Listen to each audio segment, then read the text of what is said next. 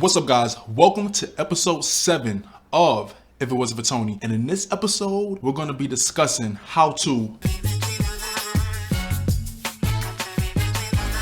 notice bad energy, how to notice some red flags, how to address those red flags. And when you sense changing behavior from someone, a relationship, a friendship, a family member, whatever, whoever, how to address it, how to go about it, and how to live your best life.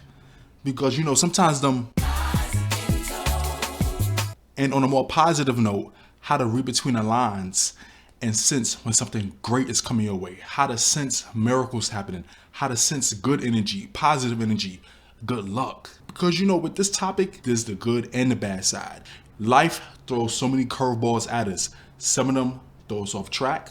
Some of them steer us in the right direction. And some of it is just a mix-up. Depending on what you do in that certain situation, depending on whatever obstacle or whatever adversity you're facing, determines the outcome. So in essence, reading between the lines is noticing those red flags, noticing changing behavior, noticing bad energy, sensing those things with the people around you, the people in your life. It could be a family member who you're in a relationship with, somebody at your job, an associate, an acquaintance, whoever. Noticing those changing behaviors and addressing it head on. Because in this society, in this life, you're supposed to know how to balance your work life with your social life. And if you're in a relationship, your romantic life. Then if you're still going to school, it's just so much. As you get older, as you become an adult, as you're in adulthood, you're supposed to know how to balance all of these things. And sometimes there's so many distractions and there's so much going on. And one thing you don't need is negative energy around you. So when you notice those red flags, you notice that change in behavior, you notice certain things being said, certain behaviors, changing moods, you have to know when to address them. And I can tell you firsthand, I'm one of those people that does not like confrontation. I can tell you when I was younger, when I'm in school, certain things, with my friends or friends I used to have, certain things they would say, certain actions they would make, it would make me question the friendship or question myself. I'm like, am I thinking too much? Am I doing too much? Or okay, maybe it's just a joke, or maybe they're just joking. Or did I take it too seriously? Am I being a party pooper? Should I address this? I can tell you now, yes. If your friend or whoever, your family member, whoever it is, if they say something that's kind of out the way, that kind of throws you off, that's low-key, high-key offensive to you, it's time to address it. Because that's another thing. You harbor all these feelings and you become friends and you keep these relationships going that are no longer serving you, no longer benefiting you, and you just harbor all this negative energy in you. But because it's your best friend, or because it's this one, because it's that one, you knew them for X amount of years, you try to keep it going, and it's just like it's weighing heavily on you, and all you can keep thinking about is these little innuendos that they sending or saying or acting out that in so many ways are telling you the relationship or friendship is not like it used to be. But because it's your friend, you try to just ignore it. You try to ignore the signs. You try to not read between the lines and keep that friendship relationship going just because. That is one of the worst things you can do. That's one of the worst things you can do because you harbor all those feelings that eat you up inside. And that other person, they live in their life. They might have their own problems too, but the way that you're feeling, if you don't address it, you don't confront it, they will never know. But because you're not addressing it, they won't say nothing. You're not telling them how it feels. You're not telling them, oh, that joke they said 3 weeks ago kind of hurt your feelings. But you're friends with them, right? Oh, that's your boyfriend, that's your girlfriend, right? You just like, oh, okay, I'm gonna just let it go. I'm gonna let it slide. No, address it, confront it. Busting this bubble, and you know when you're in trouble. He's talking in doubles. And depending on their reaction, depending on what they got to say, depending on their response to your questioning of, why did you say that? You really think that? You really feel that way about me? You take it from there.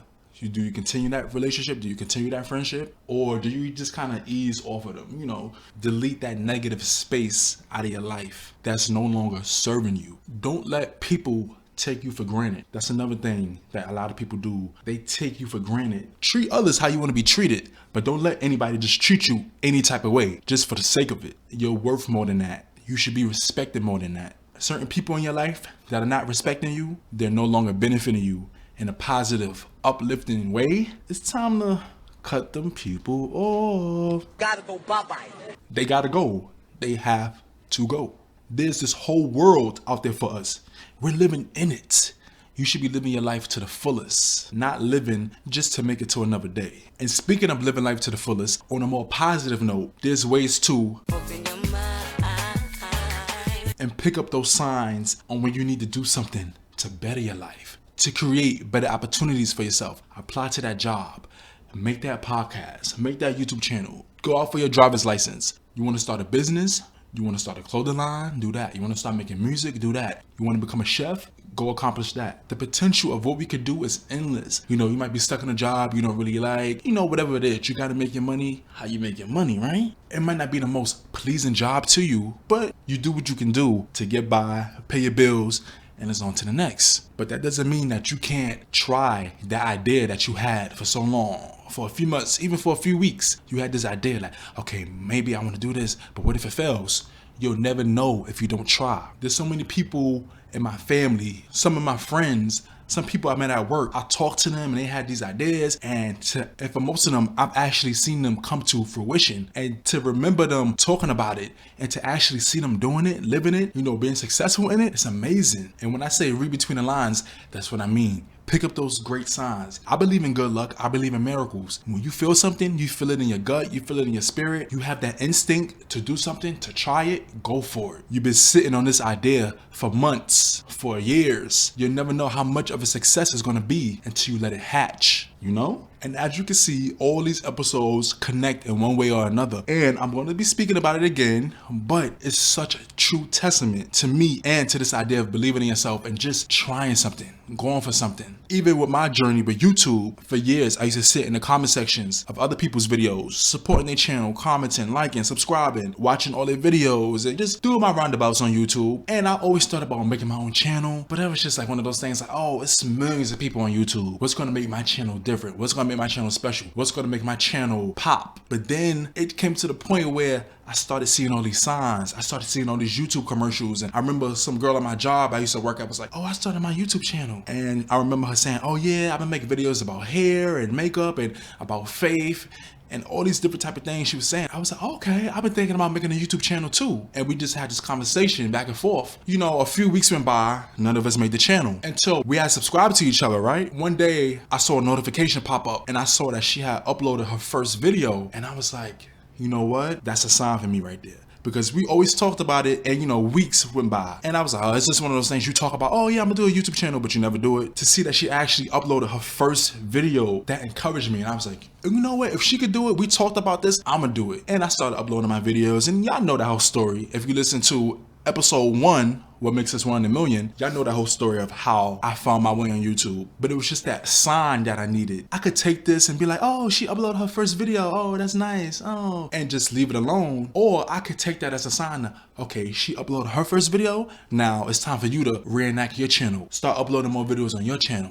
And that's what I did. And another thing with reading between the lines is, as y'all know, I started trying to do all these ideas that didn't really work. YouTube is so tricky. It's such an unpredictable outcome every time you upload a video. So you just never know what's gonna happen. But I remember for the longest, before I did my first official Aaliyah video, I kept hearing, of course I love Aaliyah. She's one of my favorite artists, but I kept hearing her songs. I kept seeing her on TV, and out of nowhere, she would come on the TV. Out of nowhere, she would come on the radio. And I just thought about it and I said, I'm making all these videos about such and blah, blah, blah. I said, Tony, make a video about Aaliyah. There's so many people on YouTube. There's so many people in the world that love Aaliyah. Not that many people have that audience where it's like a Aaliyah hub where most of the fans can come and talk to this one person that connects to them, that one person that loves Aaliyah as much as they do. Why won't it be me? And that's what I did. I took that sign, I took that initiative, and I made that first video. And from then, it popped off. And I grew a community of people that genuinely support my channel. My Aaliyah videos, or the videos I don't even do about Aaliyah, because of that, they support me in all my endeavors, starting this podcast and everything else in the future that I plan on doing, that I intend on doing. And I gotta tell you, it's one of the most amazing feelings ever. So in fact, this is another reminder to Open your mind. because your potential is endless. The possibilities are endless. You can do whatever you put your mind to, whatever you put your dedication to, whatever you put your effort in. Even if it's not the most successful, the first 4, 5, 6, 7 times you try it, keep pushing, keep going, experiment, try another way, try another method, and you never know what's gonna come out of it. Just keep pushing. And I know that this might sound cliched, that cliche motivational speech that you might always hear, but I'm here to tell you, I'm a living testament of it all. You might not have the best resources, you might not have the most money, but make what you can make out of what you have. Make the best out of what you got. You only got a half a lemon and a teaspoonful of sugar. Make the best lemonade possible. You understand what I'm saying?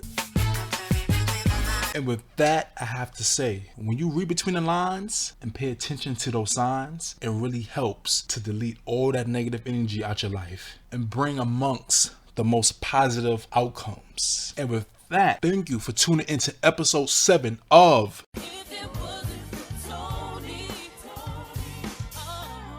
Because if it wasn't for me, who would talk about these things? And if they do, I'm pretty sure it's not like. Thanks for listening and tuning in. I'll catch y'all in the next episode.